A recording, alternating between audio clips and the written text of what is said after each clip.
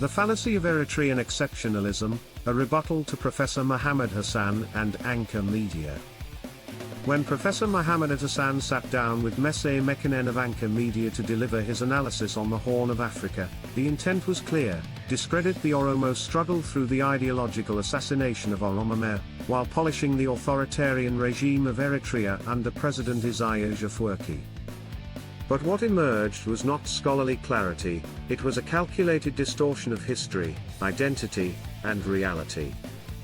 As the professor denounced Oromummaa as an artificial and dangerous ideology, he ironically lauded Eritrea, one of the most repressive and militarized states in the world, as a model of sovereignty and resistance. This contradiction cannot stand unchallenged.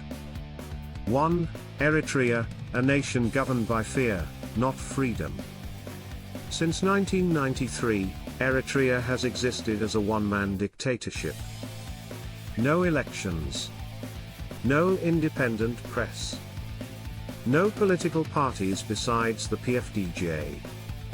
While Hassan glorifies the regime's independence, he fails to mention that the Eritrean people have no legal constitution, no functioning judiciary, and no recourse to justice.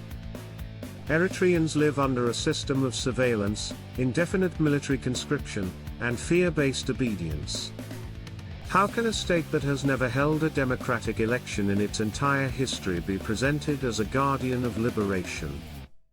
2. Indefinite national service, a crime against youth.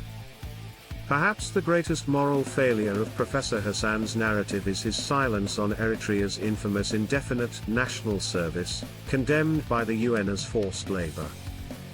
Eritrean youth, some as young as 16, are trapped in military camps or underpaid construction brigades for years, often for life. The result? Eritrea ranks among the top refugee-producing countries globally.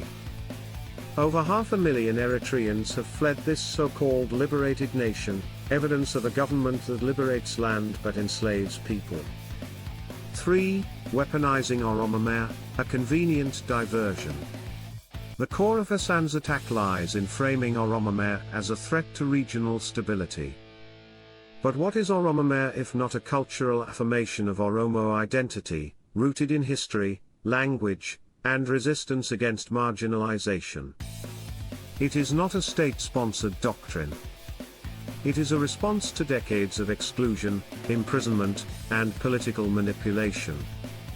To reduce an entire people's struggle to a propaganda term is not analysis, it is intellectual warfare.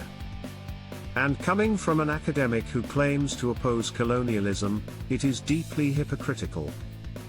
4. Eritrea's foreign policy, destabilizer, not peacemaker. Professor Hassan depicts Eritrea as a regional peace anchor.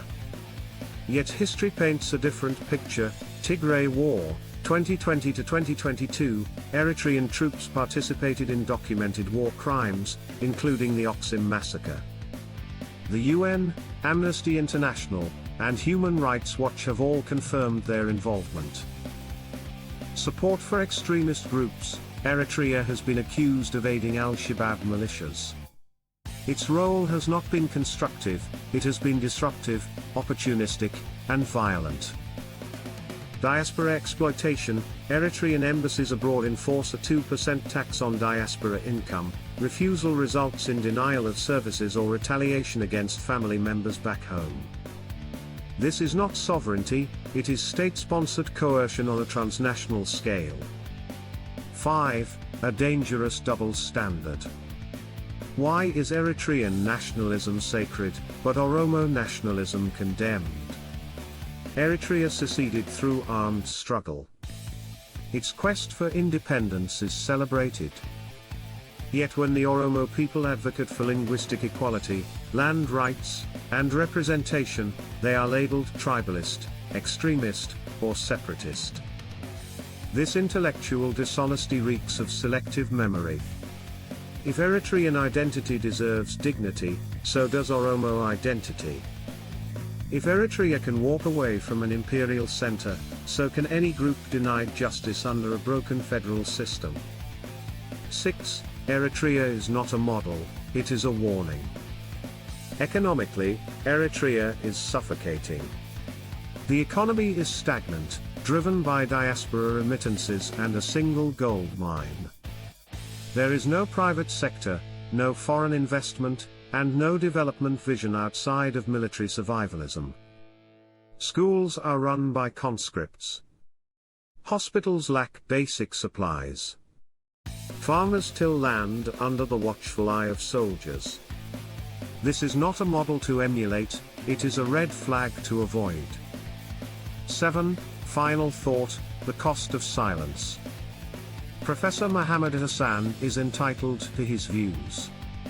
But when those views actively sanitize the crimes of a dictatorship, while demonizing the legitimate aspirations of oppressed peoples, they become dangerous.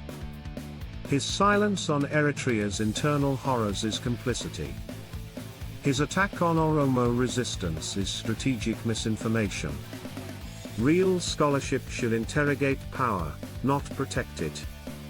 Real liberation movements should empower people, not militarize them. And real Pan-Africanism must stand with all peoples, not just those who serve the narratives of dictators.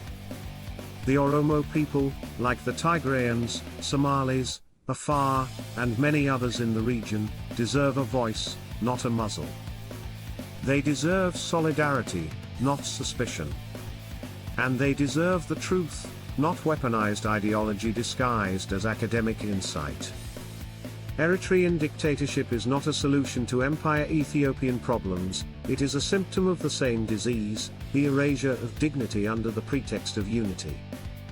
Let us be clear, oppressed peoples are not threats. Silence in the face of their oppression is.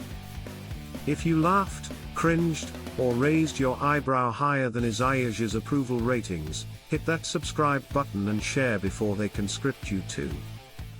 #FreeTheFacts